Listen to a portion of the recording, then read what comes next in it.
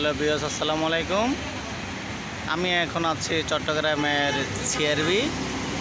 এই চট্টগ্রামের সিআরবির মনোরম পরিবেশের দৃশ্য আপনাদেরকে দেখাতেছি। এটা হলো চট্টগ্রাম সিআরবি। এখানে সব রকমের জিনিস পাওয়া যায়। এই যে বিভিন্ন লোক বসে আছে। এখানে প্রায় 100-150 বছর পুরনো গাছপালা দেখা যাচ্ছে, দেখতে পাবেন। এই সিআরবির দৃশ্যটা আপনাদেরকে দেখাইতেছি।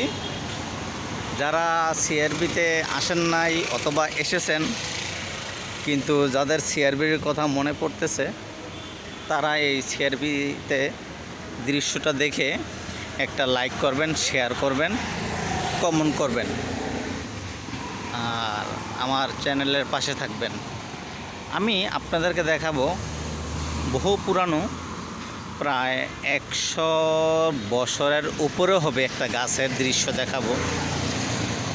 এই যে উপরে লেখা আছে রেলওয়ে অফিসার্স রেস্ট হাউস। ওই জুম করে দেখাচ্ছি, এই দেখছেন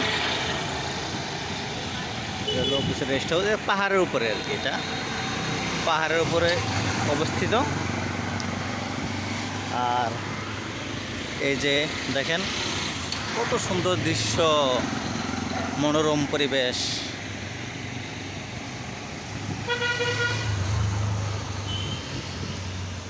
এই যে সামনে যে গাছটা দেখতে পাচ্ছেন, এই গাছটার বয়স অনেক বছর, প্রায় 100 বছরের উপরে হবে।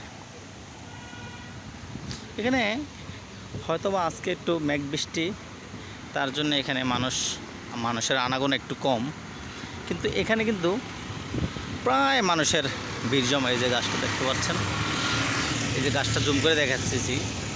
হয়তো ছবিতে একটু চিকন দেখা গেল, কিন্তু বাস্তবে এটা অনেক অনেক বড়। এই দেখছেন গাছের অবস্থা,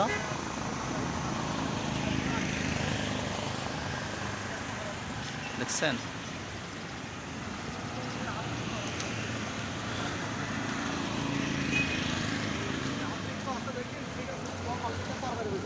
এই যে গাছটার বয়স প্রায় অনেক বছর হবে।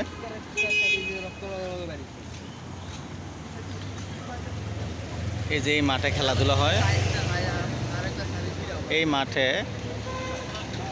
গত বছর বৃক্ষ মেলা হয়েছিল এই মাঠে। এখন এই বছর অবশ্য হইতে পারে, কিন্তু এখনও খালি আছে। কখন হবে সেটা আমি জানি না। এই যে গাছটা প্রায় কত ফিট হবে আমার জানা নাই, কিন্তু গাছটা অনেক মোটা,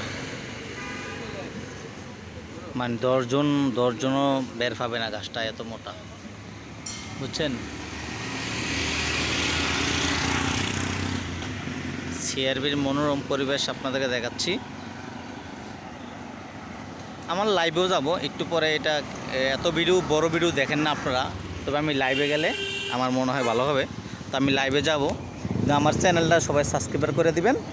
আমার চ্যানেলের নাম হলো জামাল, একটা স্পেস 2.6 জামাল লিখবেন, লেখে একটু একটা স্পেস দিবেন, একটু ফাঁক করবেন, করার পরে 2 দিবেন, 2 এর পরে পয়েন্ট মানে ছোট্ট একটা বিন্দু, তারপর 6 লিখবেন। লিখে চার্জ দিলে আমার চ্যানেল চলে আসবে, ইউটিউব চ্যানেল, ঠিক আছে।